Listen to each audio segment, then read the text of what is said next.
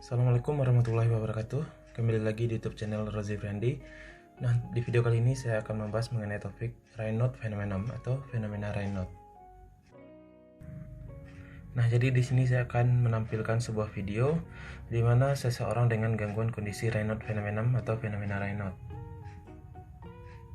Ini adalah gambaran jari dari penderita Raynaud Phenomenon.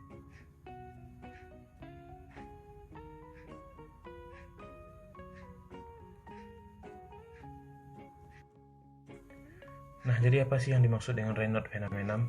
Nah, sebelum kita masuk ke pembahasan tentang Raynaud Phenomenon, kita ketahui dulu asal-usul dinamainya sebuah kejadian ini dengan Raynaud Phenomenon. Jadi untuk Raynaud Phenomenon ini diambil dari nama seorang dokter yang bernama Agus Gabriel Maurice Raynaud. Dia pertama kali menuliskan ini dalam tesisnya pada tahun 1862. Untuk Raynaud Phenomenon sendiri merupakan suatu kondisi di mana kejangnya arteri kecil yang menyebabkan berkurangnya aliran darah yang mengalir menuju arteriol. Kemudian untuk kasus fenomena Raynaud ini paling sering ditemukan pada daerah jari-jari tangan dan jarang sekali kasus terdapat pada daerah jari-jari kaki. Nah, jadi apakah yang menyebabkan seseorang dapat mengalami fenomena Raynaud ini? Jadi untuk penyebab pasti dari Raynaud Phenomenon itu tidak diketahui. Meskipun kontrol dari diameter pembuluh darah yang tidak normal dan kepekaan saraf terhadap dingin diduga terlibat dalam menyebabkan terjadinya kondisi fenomena Raynaud.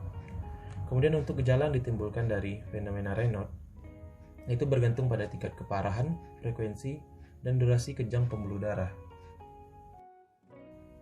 Nah, untuk etiologi pasti atau penyebab pasti dari fenomena Raynaud ini memang tidak diketahui. Namun ada beberapa faktor yang dapat meningkatkan risiko yang mengembangkan kondisi untuk seseorang terkena Raynaud Phenomenon. Nah, siapakah yang berisiko terhadap fenomena Raynaud tersebut? Yang pertama ada orang dengan penyakit jaringan ikat atau autoimun. Kemudian ada dengan orang riwayat paparan bahan kimia dan orang mempunyai kebiasaan merokok. Kemudian faktor yang dapat menyebabkan fenomena Raynaud yaitu tindakan berulang seperti mengetik atau menggunakan alat yang bergetar seperti palu dongkrak. Kemudian bisa juga disebabkan oleh efek samping dari obat-obatan tertentu.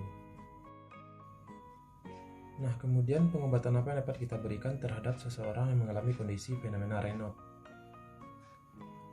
Jadi untuk penata laksanaan fenomena Raynaud yang dapat kita lakukan adalah mencegah kejang pembuluh darah dengan melindungi jari tangan maupun jari kaki dari dingin, trauma, dan infeksi.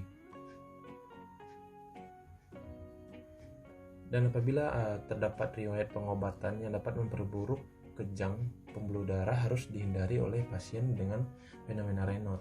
Jadi apabila dia mengkonsumsi obat dan obat tersebut memperparah kondisinya, obat itu harus dihentikan. Kemudian pada pasien dengan gejala yang menetap, obat-obatan yang melebarkan pembuluh darah dapat kita berikan sebagai tindakan pencegahan atau mengurangi efek perburukan dari fenomena Raynaud. Baiklah, sekian dulu untuk video kali ini. Semoga video kali ini bisa bermanfaat dan jangan lupa di subscribe untuk menunjukkan kepedulian kalian terhadap channel ini. Terima kasih.